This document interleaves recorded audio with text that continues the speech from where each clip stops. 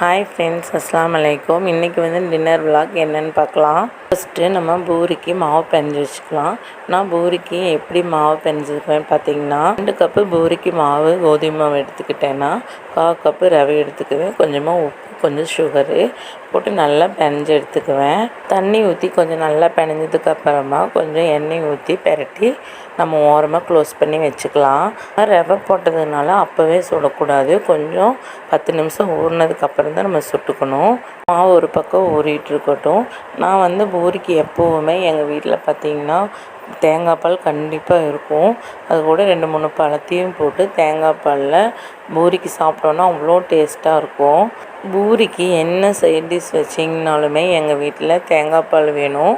உருளைக்கிழங்கு மசாலா, சன்னா மசாலா, கறி குழம்பு என்ன தான் நீங்கள் வைங்க, எங்கள் வீட்டில் தேங்காய் பால் இல்லாமல் பூரி சாப்பிடவே மாட்டாங்க. பூரிக்கு தேவையான மாவையெல்லாம் எடுத்து நானே இப்போ பாலாக பிடிச்சி வச்சுக்கிட்டேன். இப்போ ஒரு பாலாக எடுத்து நம்ம நகர்த்திக்க வேண்டியது தான். கொஞ்சமாக எண்ணெயை தொட்டு நகர்த்தி எல்லா மாவையும் நான் நகர்த்தி வச்சுருவேன். பூரி சுடுற டைம் நானே தான் எண்ணெய் சட்டிக்கிட்டு நின்றுக்குவேன். பாப்பாவங்களெல்லாம் விட மாட்டேன்.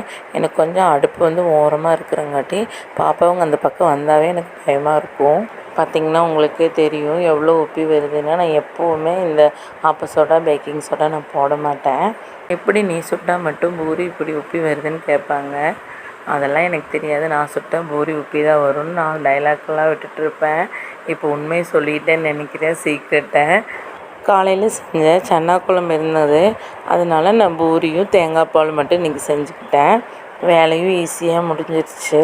இன்றைக்கி டின்னருக்கு என்ன செஞ்சுருக்கேன்னு பார்த்தீங்கன்னா, பூரி, சன்னா மசாலா, தேங்காய் பால் செஞ்சு சூப்பராக டின்னர் முடிச்சிட்டோம்.